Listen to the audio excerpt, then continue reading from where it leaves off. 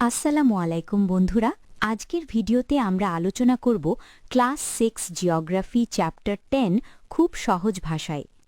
এই ভিডিও দেখলে তোমরা জানতে পারবে এই অধ্যায়ের মূল বিষয়, গুরুত্বপূর্ণ তথ্য, পরীক্ষায় আসার মতো প্রশ্ন। তাই ভিডিওটা শেষ পর্যন্ত দেখো। এই অধ্যায়ে মূলত আলোচনা করা হয়েছে প্রাকৃতিক পরিবেশ ও মানুষের জীবনযাত্রা সম্পর্কে।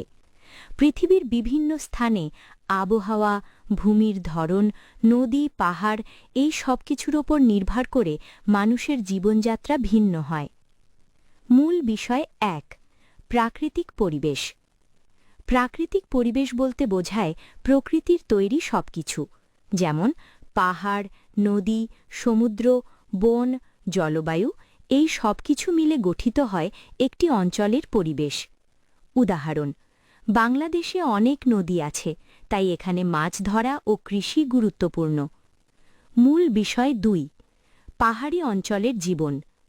পাহাড়ি অঞ্চলে মানুষের জীবন অন্য জায়গার থেকে আলাদা, কারণ জমি সমান নয়, যোগাযোগ কঠিন, তাই মানুষ সাধারণত জুম চাষ করে, পাহাড়ি ফল উৎপাদন করে, পশুপালন করে।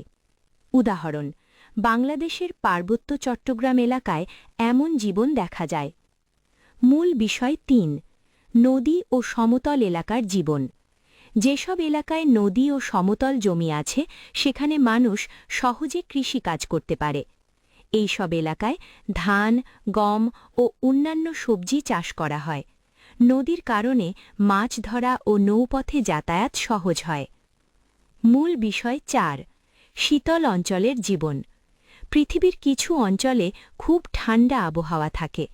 এইসব এলাকায় বরফ বেশি থাকে, কৃষিকাজ কম হয়, তাই মানুষ সাধারণত পশুপালন করে, মাছ শিকার করে। মূল বিষয় ৫. পরিবেশের সাথে মানুষের অভিযোজন। মানুষ সবসময় তার পরিবেশের সাথে মানিয়ে নেয়, যেমন মরুভূমিতে মানুষ উট ব্যবহার করে, পাহাড়ে মানুষ জুম চাষ করে, নদীর এলাকায় মানুষ মাছ ধরে। গুরুত্বপূর্ণ প্রশ্ন: ১. প্রাকৃতিক পরিবেশ বলতে কী বোঝায়? ২. পাহাড়ি অঞ্চলে মানুষের জীবন কেমন? ৩. নদী মানুষের জীবনে কিভাবে প্রভাব ফেলে? ৪. মানুষ কিভাবে পরিবেশের সাথে অভিযোজন করে? আশা করি তোমরা ক্লাস 6 জিওগ্রাফি চ্যাপ্টার 10 সহজভাবে বুঝতে পেরেছ। ভিডিওটা ভালো লাগলে লাইক, শেয়ার এবং সাবস্ক্রাইব করতে ভুলবে না। পরবর্তী ভিডিওতে আমরা আরও একটি গুরুত্বপূর্ণ অধ্যায় নিয়ে আলোচনা করব।